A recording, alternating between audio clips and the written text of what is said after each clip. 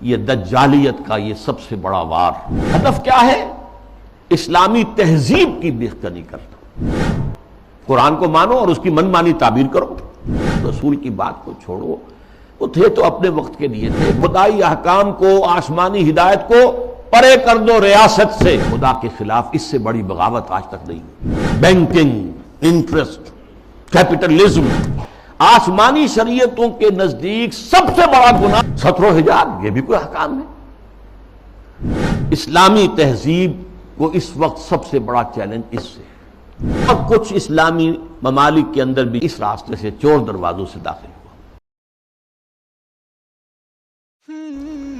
اب جو صورتحال ہے، یہ فتنہ جو ہے بہت شد و بد اور بہت بڑے پیمانے پر اور بڑی پشت پناہی کے ساتھ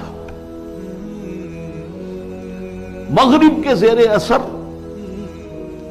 اور دجال جو اس وقت ہے، دجاجلہ میں سے ایک بہت بڑا دجال جو ہے امریکہ، اور شخصی طور پر بش، اس کی ریشہ دوانی اور اس کی پشت پناہی اور اس کی تائید اور اس کی مدد سے جو فتنہ اٹھ رہا ہے، اس کا ہدف کیا ہے؟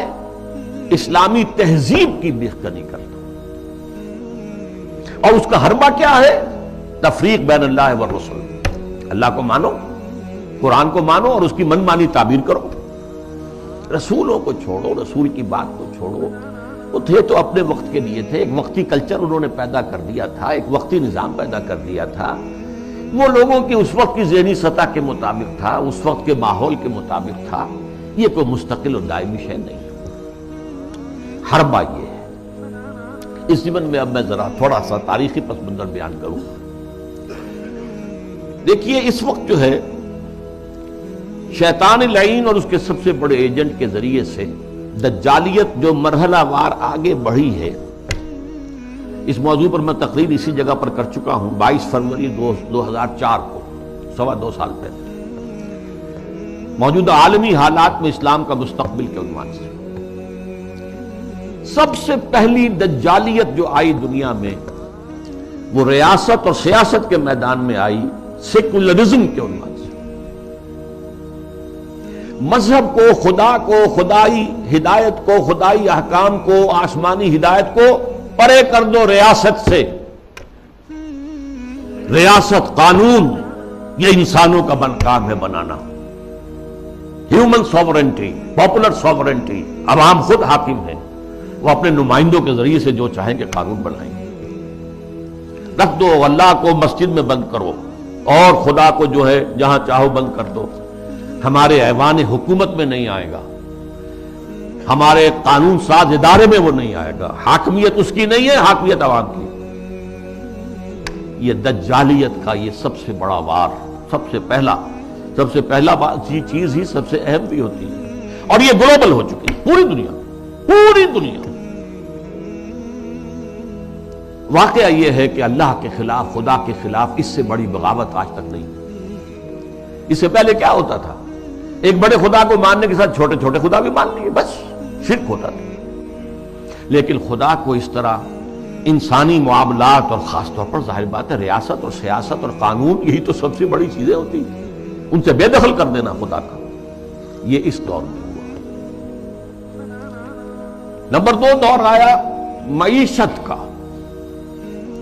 معیشت کی بنیاد انٹرسٹ بیسڈ کیپٹلزم پر کر کے، آسمانی شریعتوں کے نزدیک سب سے بڑا گناہ جو ہے عمل میں، وہ سود ہے۔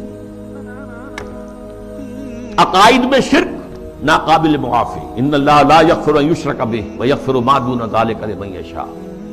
اعمال میں سود، جس پر اللہ اس کے رسول کی طرف سے اعلان جنگ ہے، وہ سود مرکزی شے بن گیا معیشت کی۔ بینکنگ، انٹرسٹ، کیپٹلزم، یہ بھی گلوبل ہو چکا ہے فتنہ، پوری دنیا، مسلم، غیر مسلم، مشرقی، مغربی، سب ہر جگہ۔ اب تیسرا وار جو آ رہا ہے، یا شروع ہو چکا ہے کافی بڑے پیمانے پر، اور مغرب اور اس کے زیر اثر جو دوسرے ممالک ہیں ان کے اندر تو وہ یہ آ چکا ہے پورے طور پر۔ ابھی عالم اسلام میں پورے طور سے نہیں آیا ہے، جس کے لیے بڑی ایک منظم سازش کے ساتھ بڑی جد و جہد ہو رہی ہے۔ وہ کیا ہے؟ شرم و حیا، عفت و عصمت کے تصورات اور ستر و حجاب کے قوانین اور ضابطوں کے خلاف اس سے آزاد تہذیب اور معاشرت۔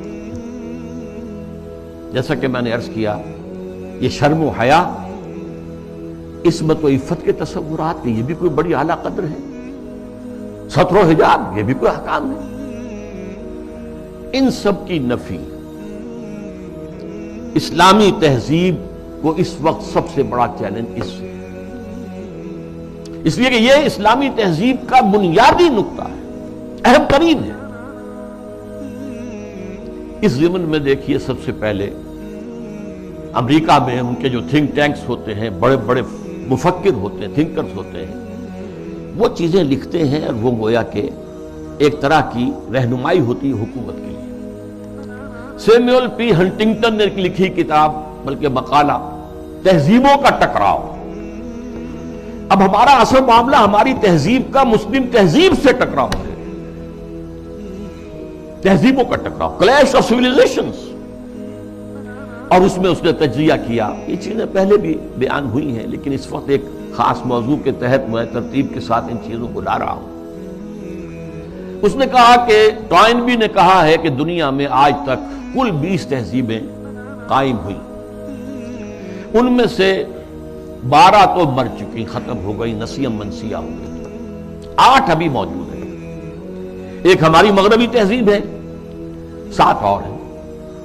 ان 7 میں سے بھی 5 تو ایسی ہیں جنہیں ہم آسانی سے ایسیمیلیٹ کر سکتے ہیں۔ انڈین سویلائزیشن آسانی سے ایسیمیلیٹ ہو گئی، وہی کلچر، وہی تہذیب، وہی بے پردگی، وہی اریانی پہلے بھی تھی، اب بھی آ گئی، وہی ناچ گانا وہ پہلے بھی تھا، اب اور زیادہ ہو گیا، لہذا تہذیبی ٹکراؤ وہاں تو ہے ہی نہیں۔ تو دو جو تہذیبیں ہیں وہ ہمارے لیے چیلنج ہیں، وہ لوہے کے چنے ہیں، انہیں چبانے میں وقت لگے گا۔ ایک مسلم سویلائزیشن اور ایک کنفیوشین سویلائزیشن۔ کنفیوشین سویلائزیشن کے بارے میں تو میں اس وقت نہیں سمجھا تھا کہ یہ کیا واقعی کوئی چین کے اندر یا اس کے آس پاس کے ممالک میں جو بدھ مت کے پیروکار شمار ہوتے ہیں، کوئی واقعی کوئی تہذیب کنفیوشس کے حوالے سے ہے۔ ابھی حال ہی میں نیوز ویک کا ایک پرچہ چھپا ہے جس کا مین مضمون تھا کنفیوشس کا احیاء، ریوائول۔ تو یہ ہو رہا ہے چین میں اس وقت۔ لیکن یہ کہ اصل ہمارا جو مطلب ہے اس وقت، ہمارا موضوع ہے وہ مسلم سویلائزیشن ہے۔ اس نے اسے بھی شمار کیا ہے کہ یہ بھی ہمارے لیے بہت بڑا چیلنج۔ یہ دوسرا دجالیت کا دور پوری دنیا میں بھی آیا، بینکنگ، انٹرسٹ بیسڈ کیپٹلزم، اور کچھ اسلامی ممالک کے اندر بھی، جیسا کہ میں نے عرض کیا کہ اس راستے سے چور دروازوں سے داخل۔